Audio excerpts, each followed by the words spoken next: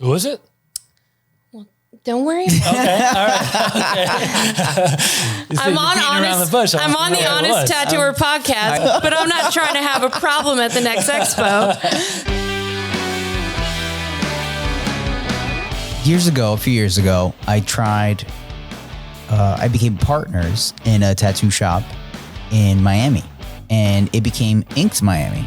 And basically, my partner got the license deals from Inked magazine to call his shop Inked Miami. And we were kind of like working with them as, not as partners, but as like a co-branding, because we pretty much got the license to the IP with the intellectual property. So the logo and all that kind of stuff, for the name. Ultimately, when I first, discussed being part of it, it was like, I want you to be a consultant. And then it came to the point where he needed more of a presence, you know what I'm saying? Somebody that was handling that, because he works in entertainment and he had so much going on with that. He had no time really to devote to. Was he a tattooer? His shop. No. Okay. No. So he's an entertainment guy. And that's right. I'm the tattooer. He's an entertainment guy. He likes to get tattoos. He was a client of mine. And it's like, hey, let's open up a shop together. We were really good homies, and everything made sense. The only part that didn't work out is the fact that if I would have been in Miami, or if I would have decided to move to Miami to then be part of that shop, I would still be part of that shop and still be rocking. That shop is still in existence? Yeah, man, it's still rocking. So, this month. Do you have any affiliation with it at all anymore? Zero. You sold like your share or whatever? Yeah. Okay. Yeah. I mean, at that point, the shop wasn't making any money. You know what I'm saying? It was like really early on. But it really, the problem was that it's like, look, this is not growing because nobody's really devoting time to it. You know what I'm saying? And it's like, I can't devote more time to it than I am because I'm in New York and I still have this shop here. I can't just leave, And at the same time, he was like, well, I ain't got time to fucking devote to it either because I got my entertainment shit that makes me way more money, So eventually there was an artist there that kind of just filled that position, So at the end of the day, it's my fault, you know what I'm saying, for getting involved into something that me and my partner didn't iron out the details of our expectations from each other of what we needed, to really do to make that situation work. And honestly, they're doing great. They're on the cover of Ink magazine this month. Cool. So they're doing that fine. Was him? Yeah. So they're doing fine. They're doing great. So it's a bummer because like at the end of the day, like me and Matt were really good homies, but whenever you go into business with your friends and business doesn't plan out, it's going to go sour. Word. You've had that experience? I mean, I did a TV show with girls. With friends. I mean, like 3 out of 4 of them worked out, but there was always, it happens. Yeah. And roads go different ways. But I always wondered how difficult that must be for tattooers that commit to being in different places at the same time. I know a lot of them that are, in New York and in Florida, or New York by LA, by New York, by Dallas, It's one thing being a traveling tattooer that is making your rounds, but to commit to being in 2 different places consistently all the time, in essence, it sounds nice, but after a while, how long is that actually going to be a realistic thing? Exactly. Well, how long did Jonathan last here, right? Like he committed to that and then... Well, that's the problem. When you somebody, just like in my situation, my friend gives me this opportunity. He's like, hey, dude, let's open up a shop together. He's like, I know tons of people in fucking entertainment. I can have Bad Bunny getting tattooed here, bro. It's fucking genius. I'm like, yeah, dude, let's fucking do this. I know shit about tattoos. I know a ton of tattooers. Like, we can make this happen. Let's pick out a cool place. We got it. Let's decor, sick, did it. All that. But now you still have a business. It's still a tattoo business, and it's not going to happen overnight. You could have all the ingredients to have greatness, but unless you have the time and the determination and you really baby it at first so it can start going from being a baby to walking to then running around and then being on its own, that takes time in anything, it takes really a lot of time.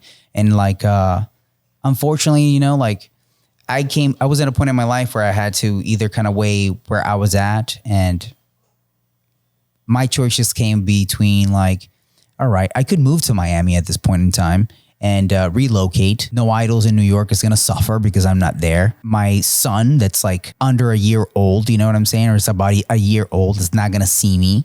I saw it as it was one of those like fork in the roads where it's like, I could go to Miami. You know, I was engaged at the time. I could go to Miami with my fiance and we could start this whole new life in Miami and be great.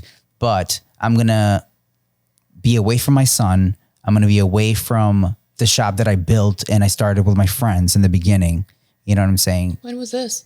This was 2018, 2019, at least 2019, you know?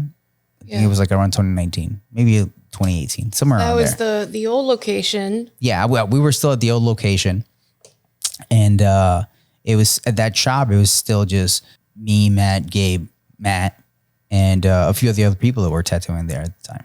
So, yeah, I mean, being a business owner, there's this overwhelming sense of responsibility to not only take care of it and make sure everything's running smoothly, but to also be there for your artists. Yeah, just be there. And that is enough for some people to make or break their experience working for you. Yeah, absolutely. If you're not there, why would they want to come work for you? Yeah. And, you know, I had an experience when I started my career in Arizona, and I had a connection to work in LA. So I would go there and guest spot every month.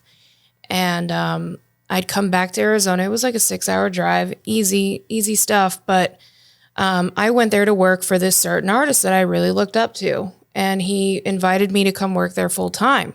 So I did back and forth for a while, just kind of establishing clientele until I went back to Arizona and decided I'm going to finish out all my appointments and I'm going to be full time in LA because I really want to work with this fucking amazing, at the time, he was one of the top artists in the game. And who was it? Don't worry. Okay, all right. Okay. I'm on the Honest Tattooer podcast. I know. I'm a name dropper. I'm like, yeah, you. But I'm not trying to have a problem at the next expo. We can always go boop. It was for Tell us after the show. So yeah, I went there and I picked up everything in my life because I was like, fuck, man, like he just invited me to work for him and I can be there and take every bit of information that I can get and really grow to be something big. That's all I wanted. And I thought that it meant working for someone better that would make you bigger and better. And when I moved, he was there. He had a couple locations. He was there 3 times in the course of a year. Yeah. I mean, I can only imagine, man. Well, like, it's like, what do you do? When I had 2 locations, when I had this shop and then the one over in Bowery, like it was impossible to make it here. You know, like I wanted to come here and work with the guys here, but it was, you know, I was in everybody tattooer has a routine. You know what I'm saying? Like every day you go, you do your shit, then you're going to come tattoo and then you're going to tattoo a long fucking time. And then after that, you're like, I'm done. And then I want to go do some other shit. And I was like, man, I can't find the time to do what I need to do, tattoo how I need to tattoo, maintain my sanity, and go spend time with that whole other team of tattooers, you know, at that shop. Well, you also even were thinking about tattooing at this place a couple of times a week, and that didn't even happen either. That itself is a pain in the ass. Yeah, I want to balance 2 shops at the same time. I wanted to do that with you. I remember we were both talking about. I'll work a couple of days there, and it's like, oh fuck, it's so annoying. Pack up your shit. It's like doing a convention every other day. Every other day, yeah. How long have you been with John working? For about a year now. Okay, like so you've been exclusively here. Yeah. Okay. Well, no, she works in Jersey and here in New York. Oh, really? And even that, like, I literally live like an hour away, and even that is like a lot. Because I'm like, some days I'm like, did I schedule this here? I don't remember if I scheduled it here. Oh, yeah, that's right. You split your time between 2 shops. Right. And then a lot of people come from like, a lot of people are fine with either going to Jersey or New York because they're so close. So sometimes like I'll look at their area codes and I'm like, all right, they're from Jersey. I don't know if they live in New York. I don't know what's easier for them, but I'm like trying to figure it out. And even that is a lot. You don't just ask them, be like, where would you rather go? I've been thinking about just like putting that into my little like form. Like which one do you prefer? Right. Yeah. But how do you split your week up? Or I'll do like 2 days here and then 3 days over there. And do you live in Jersey? Yes, I do. Okay.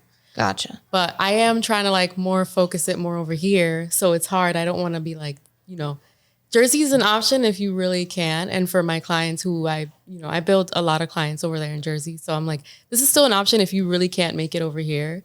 But I would like to more focus it over here. You trying to fizzle out that other shop? A little bit, yeah.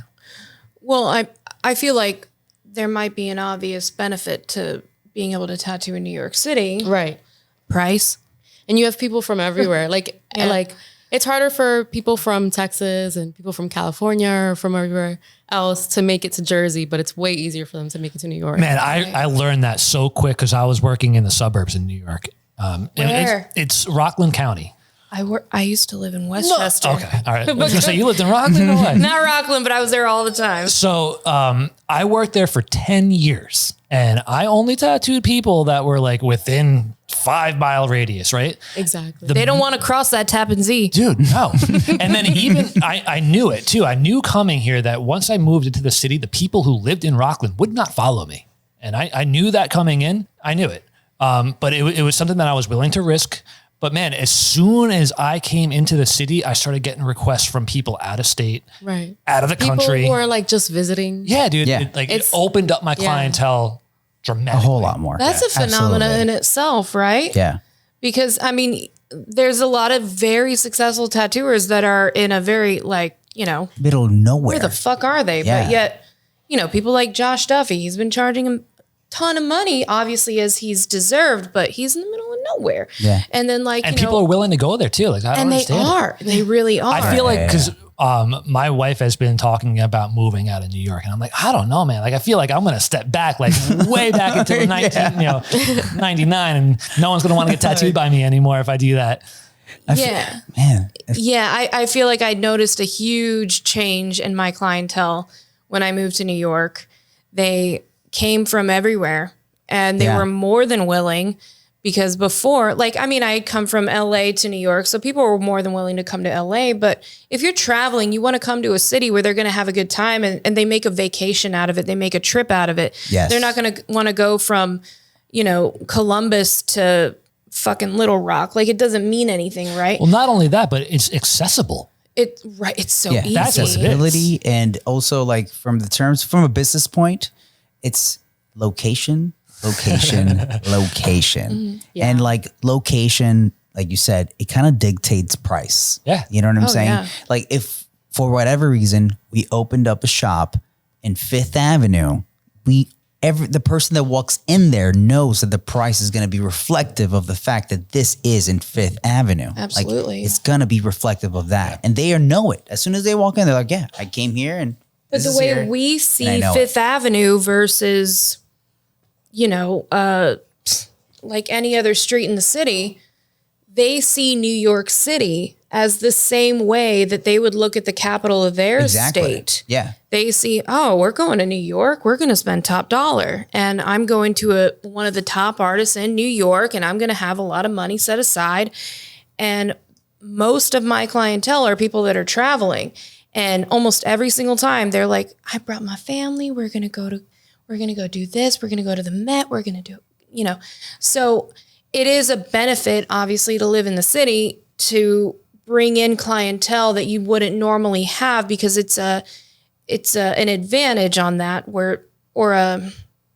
I guess it's just like a sweetener for them to just book it. I agree. And they notice the price change, but I kind of slowed down on doing a lot of guest spots because I know that I can charge more in New York City than anywhere else. That's why I don't travel anymore.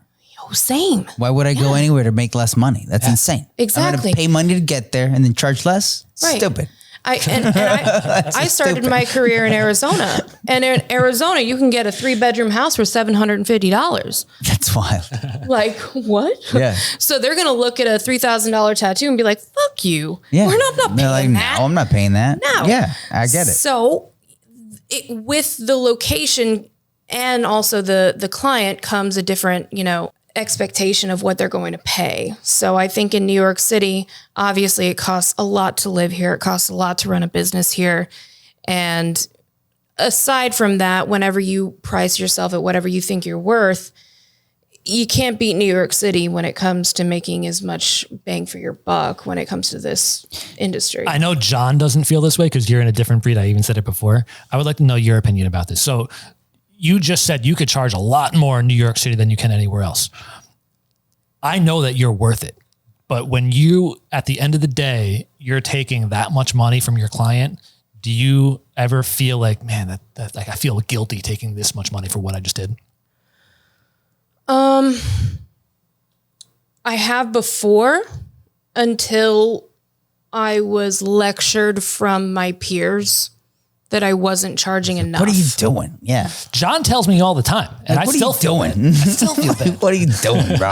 Always Like, why feel, are you charging less than what you should do? especially when I have a great time with that client, because I only do, minimum 4 hours, maximum 11. Yeah. So I'm having a full day with my clients, and then I get to know them and we have a great time. And I love hanging out with my clients because they're just, I don't know, I'm just lucky and I get to have a great time with them. But at the end of the day, I feel like a fucking dick when I go, hey, I need this money. You got to pay out, Brett. It's just like, When I feel it the most is if I'm doing a big piece, like let's say I'm doing a back piece and we just get the outline done. And I'm like, all right, man, right. you owe me $2,000 for an outline. I'm like, fuck, dude, I hate that. I know, because we have our idea of what we would spend for normal things, but it really comes down to how much work was involved. But when people are seeking you out and you do have a certain price point, and somebody explained it to me back before I even believed in tattoos being as worth what they are now. At one point I was like, fuck that. I wouldn't pay that much for a tattoo. What do they think? They're curing cancer? Fuck you. But now in the world of art, at least in fine art is determined only by what the buyer believes that art is worth. It's what they're willing to pay for. And what the artist is willing to sell for. That's why it's so important. Like once you as an artist determine that this is my value, you have to uphold that value. You know what I'm saying? You cannot just like, I have a huge gripe with people that like post things like doing this deal of like, you can get this fucking thing now for like $500, which I normally sell for $2,000. I'm like, what are you doing, bro? You're devaluing yourself, bro. Like, dude, Louis Vuitton, never on sale. I was going to say that, like never the on clothes sale. that John Prada, wears and the never clothes that on I sale, wear, bro. they're probably, I mean, I don't doubt that the stuff that you wear is made a little bit better, a little bit more quality to it. It's not $1,000 different, right? Like, No, it's right? not. No, not based on quality, but based on everything else that comes with it. Right. Is what determines its price, you know? Exclusivity determines price, you know? Well, can Things you like think that about your determine favorite price. tattoo artist? Regardless of, don't even think about how much money you make right now. If you think about your favorite tattoo artist and the chance to get tattooed by them, when you send your email, do you think about the price? I mean, I wouldn't. I don't either because I'm okay financially, don't. but I feel like people do. But then this is where I want to say, think about the tattoo. I hate to be a dick, but I don't. I don't. But think about a tattoo artist that you see their work online and you're like, oh, God damn it, this fucking sucks. I hate this. And then you're like, this person's charging like $2,000 for this bullshit. You know what I'm saying? That's how you need to think about your work. You're like, I'm doing things that are good. I'm doing decisions that are right. I'm giving these people like good work that's going to last. You know what I'm saying? That's going to be good for the long term because I care about these things. And these people are charging some shit for some bullshit that it's like 3 times as much as somebody that gives a fuck because they don't give a fuck and you care, but you're like, oh, I should be nice and charge them less. I'm not going to name names, but maybe you don't know just because like the proximity of where we are. Those guys down the street. You know I used to work around here. Okay. Yeah. You know who I'm talking about. Yeah. That I think about them all the time, charging thousands of dollars for these little dinky tattoos. Yeah, man. And I'm like, all right, maybe I can charge a little bit more. Yeah, man. I had some guys from, out of town visiting and stuff like that. And they told us a story that one of their friends, who's a wealthy person in another country, flew from like Singapore to the US to get tattooed by this tattooer they fucking loved, and they wanted to get just 2 koi fish, like the whole yin yang koi fish thing. Dude, they were so pumped. You know what they got? They got a printout from Pinterest straight up like, oh, you want that? Yeah. Zzz, print it, boom, done. That's it. That's all you got. And it was like 5 Gs. Insane. And they were stoked. No, they were not stoked. Oh, okay. That's the part where they were not stoked. Like this person was like, oh man, like they were disappointed because they were expecting a little bit more. They were expecting more of like a bunch of things that we discussed so far, as far as like their experience wasn't as personable. They didn't feel like as like, nah, like the guy was like, oh yeah, hi, what's up? What do you want to get? Cool. There was no like rapport building or anything. They got treated like if they went to a salon and was like, yeah, I will be your hairdresser for the day.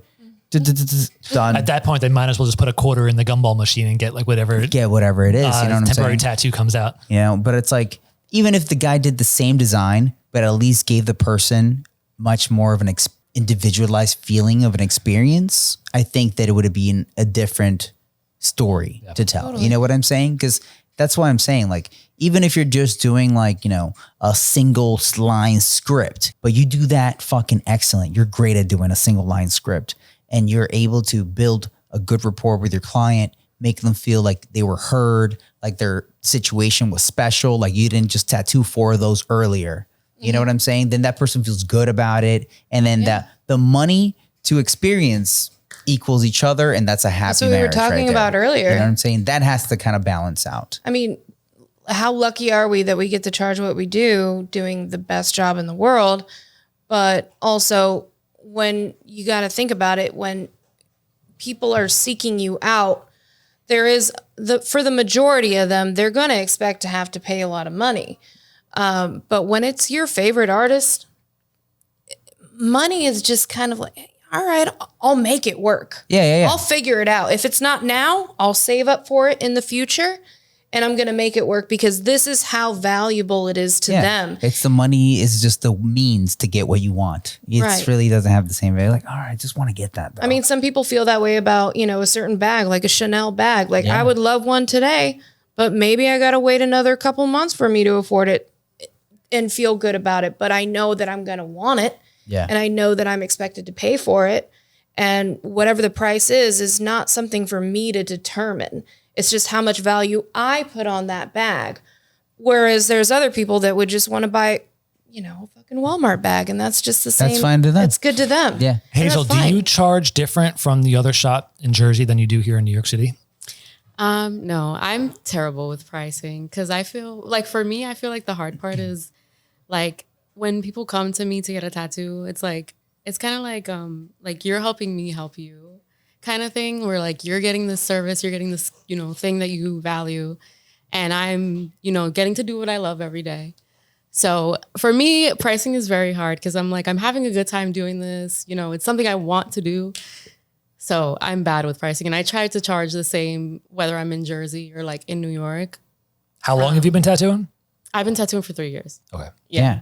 So you're still at a point where it's very like, new. Yeah, you're still new and you're still kind of figuring out like that balance of like, man, I really love doing this, but this is still my business, you know? So it's like, you still have to balance out like the fact that you do appreciate your clients. You appreciate that they're coming for you. They're like, oh man, I love your work and I want to get tattooed by you. But then you have to figure out what your value is, you know? Because they're seeking you out for a reason. They're seeking you out for a reason, like what you're doing. So you have to put yourself also in like, well, this is my worth. And then you have to figure out where that is based on like you know, I had this conversation with this guy not too long ago where I was like, you know, you never want to be underbooked, but you never want to be overbooked. You know, if you're booked too much, it means you're too cheap for what you should be doing. You know what I'm saying? Yeah. If you're working too much to make the money that you want to make, you're charging too little. You know, it should be like just a perfect, nice little balance of like, I work just enough and I make just as much as I want to make. And that's where like my client feels happy and I feel happy. How far do you think that is? Like how far out do you think is too far booked out? Honestly, I mean, this might sound crazy. 6 months. Okay. Nikki, how far out are you booked? I never go beyond 90 days. Wow, really? Yeah, I don't like I think to book 6 too months far. is max. So wait, what do you do? If you're booked out 90 days and someone wants to book an appointment on the 91st day, what do you tell them? Well, that system that I have, it doesn't even let you go beyond 90 days. It should just, They can't see it, yeah. Okay. If they want to book for another time, I go, well, just make sure it's within 90 days. And I got to do that, man. I do the same thing on Aptodo. It's like blocked just a certain amount. I have mine blocked off at 6 months. I just really like, so there was a point in my career earlier, like way earlier on, where I was like really, really, really excited. Like, oh my God, I'm so booked. I'm booked out 9, 10 months. This is so cool. And then I got sick and I was in the hospital and then I had to cancel everybody. And then I had to reschedule them to the end of what I had. Yeah. And I was working 5, 6 days a week. I can't work 7 consecutively after not being sick. And a lot of people were upset and it was a nightmare. And after that, I was like, fuck this, dude. No, like, because a lot of people think like being booked out is a sign of success. And I don't necessarily. Or security, you know? Right. I feel like a lot of people will use, oh, fucking booked till 2025. Like, that's cool. How fun is that? It's not. Yeah, it's not fun at all. That doesn't sound fun. At all, man. I'm trying to book I'm trying to book vacations with my wife and my family right now, and it's nearly impossible. And what if someone gets married? What if there's someone that has a baby? What if there's a thing that happens? Now you have to go through your whole calendar and rebook people, and then you have to put people in on days off where you wanted to have it set aside for you to have a little bit of rest, and then it just kind of it complicates things. So I don't find booking yourself out so far as a sign of success. I find that when you book yourself to a certain point that gives you security and a little bit of like stability and also the opportunity to live a real life, because we are humans beyond just being tattooers. We have a life and we're allowed to have one and plan for one. And being really conscious of your schedule is something that I think a lot of people can fuck up their love for tattooing if they overdo it. Yeah. There's something that you said in the beginning that when you were talking about it, I feel like it's very important. A lot of tattooers like kind of fail to do this, and you have to decide how much or which days you want to work and then stick to that. Right. You know what I'm saying? Like, because like sometimes the tattooer, you know, maybe you're not that busy yet, you know, and then somebody tells you like, well, I my only day off is on like Monday afternoons. And you're like, all right, I'll tattoo you Monday at 6 because that's where you can get off. You know, you have to be like, sorry, man, I tattoo on Tuesdays at 1:00. Mm-hmm. So I need you to figure out how you can get to the shop at 1:00 on a Tuesday, because that's when I perform at my best. You know what I'm saying? You have to figure out like, that's when I can do my best work.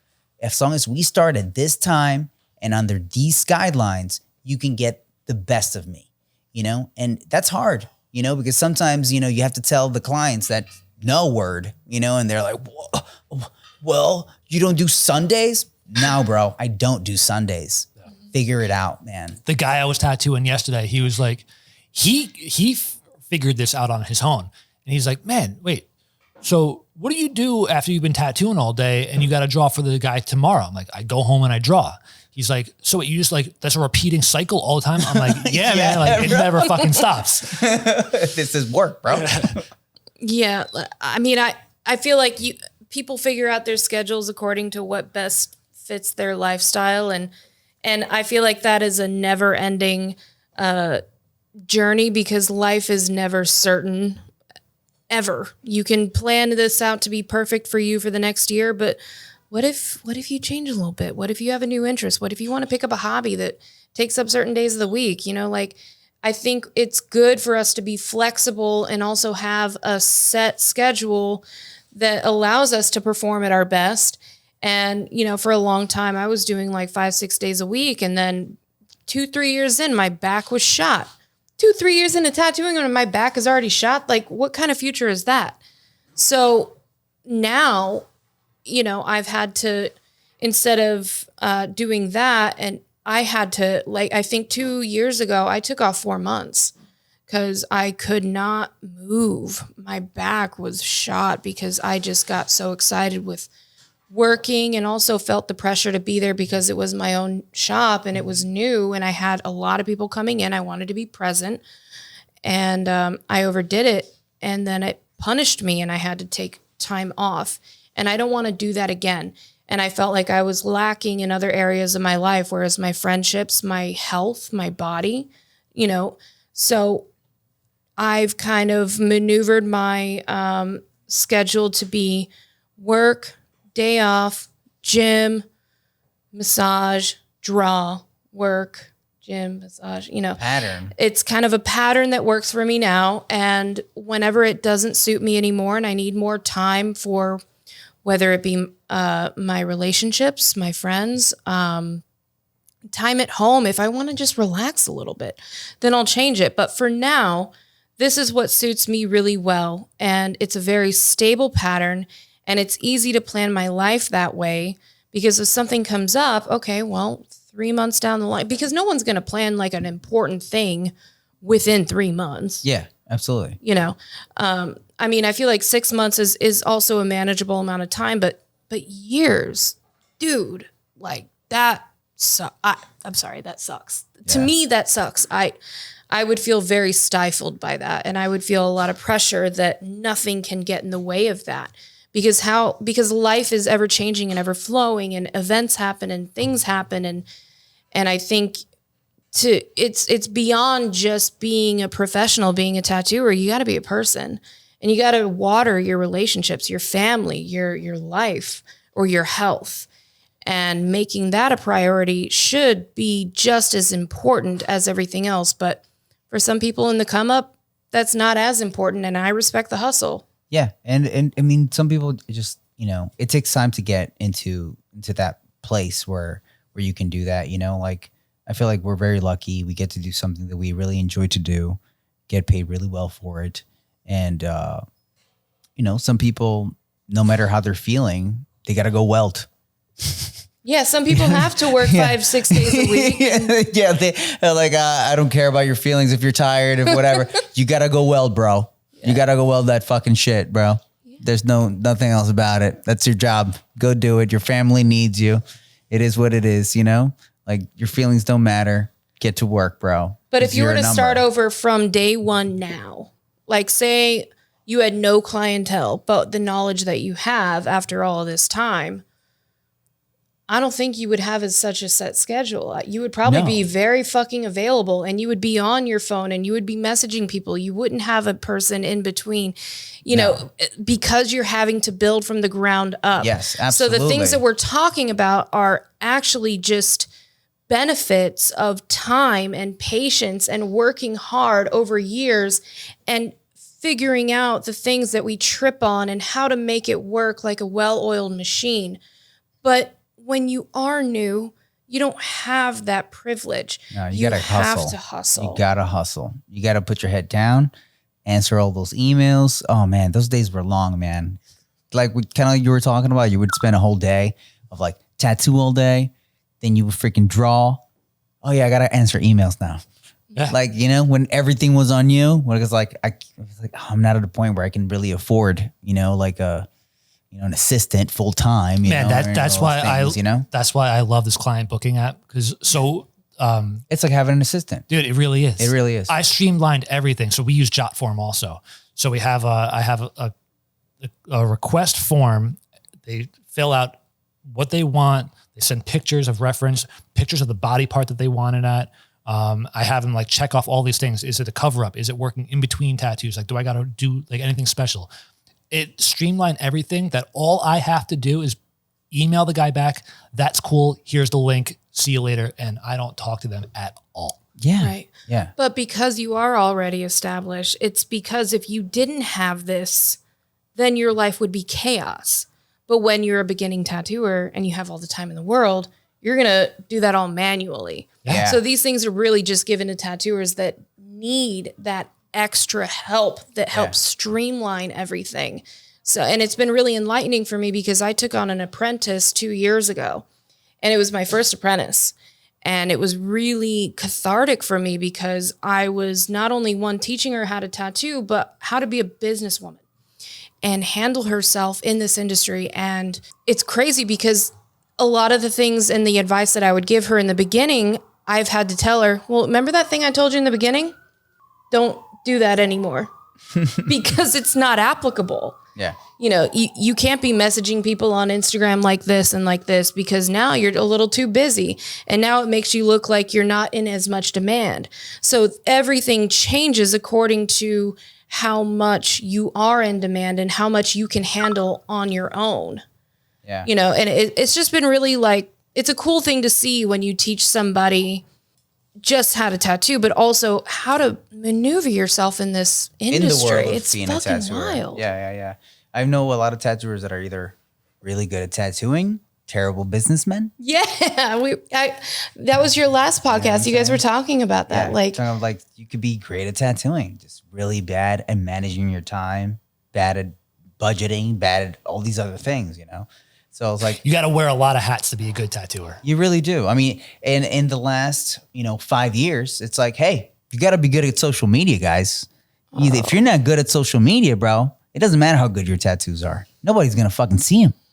yeah, but it's such a never ending I know. fucking It charade never with ends. social media. And You either got to be doing everything yourself, or you got to be shelling out money for your social media marketing guy, your assistant to answer your emails, your client booking service app. Like, it's one or the other. Which could work anyways, though, because I think, like, for example, if you suck at social media, but you're amazing at tattooing, dude, and if you charge, $200 an hour, and you're like, you know what? Now I'm going to charge $250 because I'm going to pay $50 an hour to somebody that's fucking sick at social media to blow my shit up and get me clients. You know what I'm saying? So it's like you have to learn how to factor those costs of the things that will make you more effective over time as a tattooer. Like you're saying, like, if you charge $100 an hour now, and then next year you're like, you know what? I'm getting a little busy. I need an assistant. I'm going to have to move up my price to $150, to pay my assistant a little bit of money, and to make me more effective. You'll tattoo better. You're going to have less stuff on your shoulders. You're going to be able to be more focused on your work. And then later on, you're just like, oh shit, man, if I can get somebody that really is really good at and feels passionate about marketing and about marketing me and booking me, then I'm going to pay them a little bit more money and I'm going to raise my prices again. Right. And then that's a very organic way of growing, and that's the same way that a business grows. And I think that's that big turn when you start looking yourself as like being just a tattoo artist, that is like, I am a self-contained little business within me, and I have to be able to figure out that all these little choices that I make will affect me and everybody that works around me, because we all eat off of my product. do you hire people for your social media and for the shop, or you? Yes. So for my own, I do it myself, but then for the shop, just recently I had somebody that was taking content, and now I've been in discussion with someone to take hold of the marketing campaign side of how to promote tattooing for a customer, because I feel like the biggest pitfall for tattooers with social media is that they want to present tattoos to people in the way that tattooers like to see tattoos. And it's not the same. That's so true. Clients don't want to see tattoos the way that you want to see them. It's completely different. That's so true. They're influenced in a different way. It just, they're looking at different things. We're like, oh, dude, I just want to see if these lines are really clean. Get that fucking thing up close so I can see if that shit's shaded in solid. People don't care about that. They want to see a tattoo from halfway across the room and the person modeling all cute. You know what I'm saying? They're like, wow, that looks amazing. 20,000 likes on that bitch. You know what I'm saying? They know how to sell it, and we're looking at it from a different perspective. So I think it's hiring somebody that knows how to be like, oh man, your audience would be this. And I know they would like to see this, bring things to you that you never thought. I feel like that's the best person. Yeah. That's been always a struggle.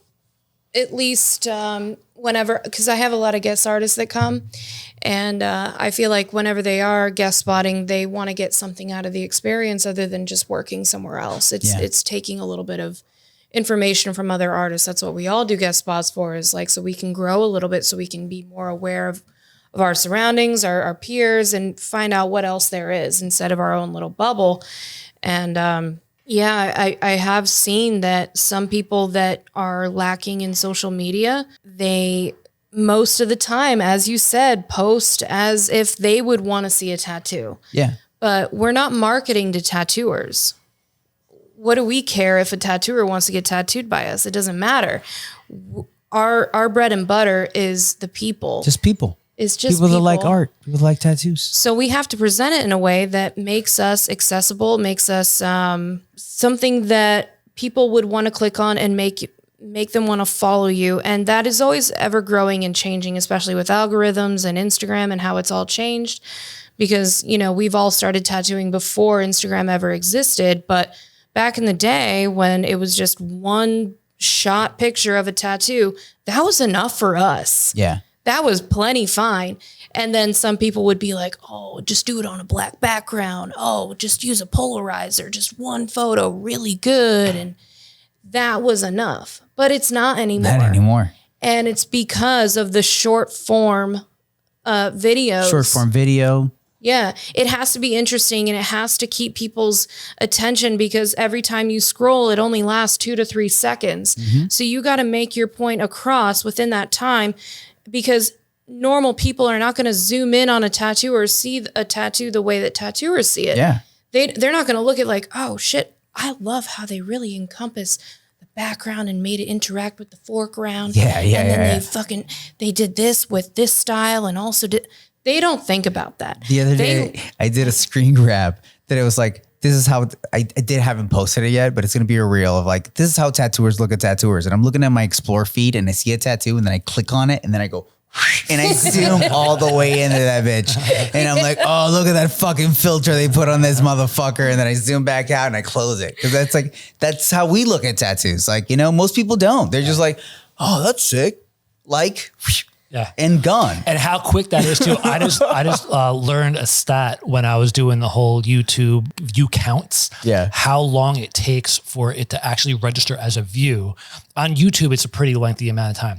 For Instagram, it's like 3 milliseconds. Oh, wow. They count that as a real As a view. view. Wow. As Yeah. a real view. So it's literally, you see it, cool, swipe. You see it, stopped swipe, for see like it, a swipe. second. Not yeah. even a Not second. even a And second. they count that as a view because As a that's view. what people's attention spans are. Yeah. So they're not zooming in like that's a cool tattoo, cool. Oh, that's a cool tattoo, cool. Like they just go. Yeah. You don't. Right. And And you have it's to not- catch their attention that quick. It's not about the end result right now with short form videos. It has to be, this is what I'm going to show. Oh, and then I'm yeah. going to show you. So please keep watching me for at least 2 more seconds because and then I'm going to show you something.